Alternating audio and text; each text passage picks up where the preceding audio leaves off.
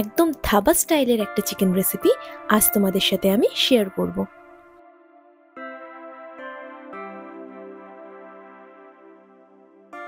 নমস্কার বন্ধুরা, ভালোবাসার রান্নাঘরে তোমাদের সকলকে স্বাগত। তো প্রথমেই এখানে আমি 700 গ্রাম চিকেন নিয়েছি।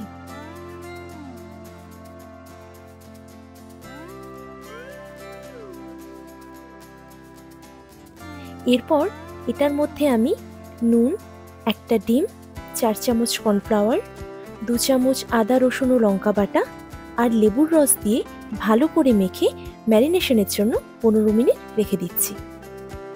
চিকেনে লেবুর রস দিলে চিকেনের পিসগুলো কিন্তু ভাঙবেও না আর সফট থাকবে। এবার যেটা করব, আদা রসুনগুলোকে কুচি কুচি করে কেটে নিচ্ছি। আর পেঁয়াজ, ক্যাপসিকাম, টমেটোগুলোকে ঠিক এভাবেই তোমরা কাটবে, কারণ কাটার উপর কিন্তু অনেকটাই রান্নার টেস্ট নির্ভর করে। এবার কড়াইতে একটু বেশি করে তেল দিয়ে ম্যারিনেট করা চিকেনগুলোকে ভাজবো।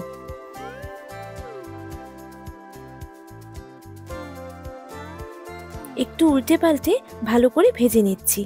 চিকেনগুলোকে কিন্তু খুব বেশি ভাজবো না, ব্রাউন হয়ে আসলেই তুলে নেব, না হলে কিন্তু চিকেনগুলো শক্ত হয়ে যাবে।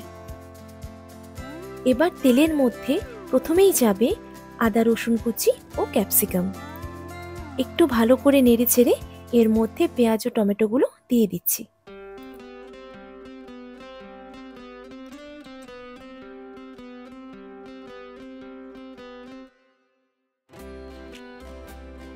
একটু নুন ও অ্যারোমেট পাউডারও দিলাম। আর এই অ্যারোমেট পাউডারই কিন্তু ধাবা রেস্টুরেন্টে ব্যবহার করা হয়। এবার ভেজে রাখা চিকেনগুলো দিয়ে দিচ্ছি, তার সাথে কয়েকটা কাঁচা লঙ্কাও চিড়ে দিচ্ছি।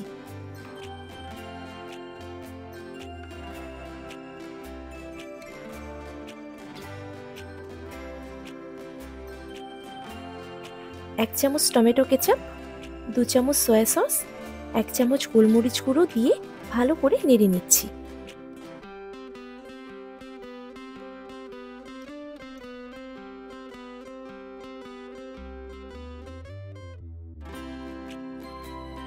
এবার সব শেষে চিনি আর একটু নুন দিলাম, কারণ নুনটা আমার একটু কম মনে হচ্ছিল। তোমরা তোমাদের টেস্ট অ্যাকর্ডিং নুনটা দিয়ে নিও। এবার আমি এই ড্রাই চিকেনটাকে গরম গরম সার্ভ করব। এটা কিন্তু তোমরা পরোটা, রুটি, ইভেন ভাতের সাথেও খেতে পারো।